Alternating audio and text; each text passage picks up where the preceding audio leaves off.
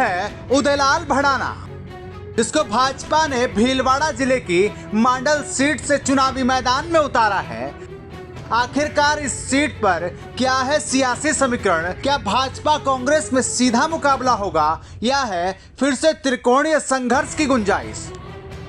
राजस्थान भाजपा ने अपने उम्मीदवारों की पहली सूची जारी कर राजस्थान में चुनावी समर का आगाज कर दिया है। कई दिग्गजों को चुनावी मैदान में उतारा है तो कई जमीनी स्तर पर टिकट मांग रहे मजबूत और जिताऊ उम्मीदवारों को मैदान में उतारा है। अब ये देखना होगा भाजपा की पहली सूची में आए चेहरे पहुंच पाएंगे विधानसभा की चौखट तक।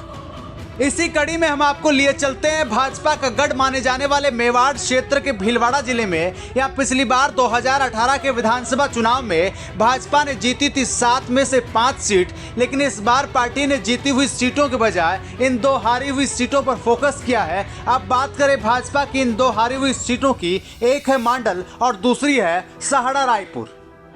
सबसे पहले अगर मांडल विधानसभा सीट की बात करें तो पिछला चुनाव मांडल विधानसभा से जीते थे कांग्रेस के दिग्गज नेता और गहलोत सरकार में मंत्री रामलाल जाट। लेकिन सियासी जानकार मानते हैं भाजपा ने अपनी कमजोरी दूर करने के लिहाज से भीलवाड़ा की जीती हुई 5 सीटों के बजाय पहले हारी हुई 2 सीटों पर फोकस किया है।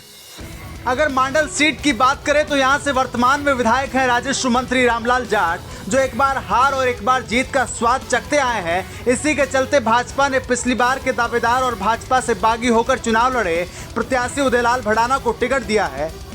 अब अगर भाजपा के उम्मीदवार उदयलाल भड़ाना की मजबूती और कमजोरी की बात करें तो सबसे पहले इनकी मजबूती आपको बताते चलते हैं। युवा है, स्थानीय है, भाजपा संगठन में किसान मोर्चा से लेकर मुख्य संगठन में काम कर चुके हैं। ट्रांसपोर्ट व्यवसायी होने के चलते महिला, किसान, युवा सहित कामगार यानी कि ट्रक यूनियन से जुड़ाव है। आपको बता दें कि यहाँ की बड़ी आबादी गुजरात में कामकाज के सिलसिले में जाती है, उनसे भड़ाना का सीधा जुड़ाव है। क्षेत्र के स्थानीय मुद्दों को लगातार मुखर तरीके से उठाते आ रहे हैं। एक दौर में पूर्व मंत्री कालूलाल के करीबी रहे हैं। ऐसे में राजनीति की बारीकियों को जानते हैं। पिछला चुनाव निर्दलीय लड़ चुके हैं। ऐसे में हर बूथ के सियासी समीकरण की पूरी समझ है। उम्मीदवार बदलने से कालूलाल से नाराज लोग उदयलाल के साथ लग सकते हैं। करीब 20 साल से क्षेत्र में सक्रियता का फायदा मिल सकता है। पिछली बार चुनाव हारने की सिंपैथी भी मिल सकती है। जातिगत समीकरणों में फिट बैठते हैं।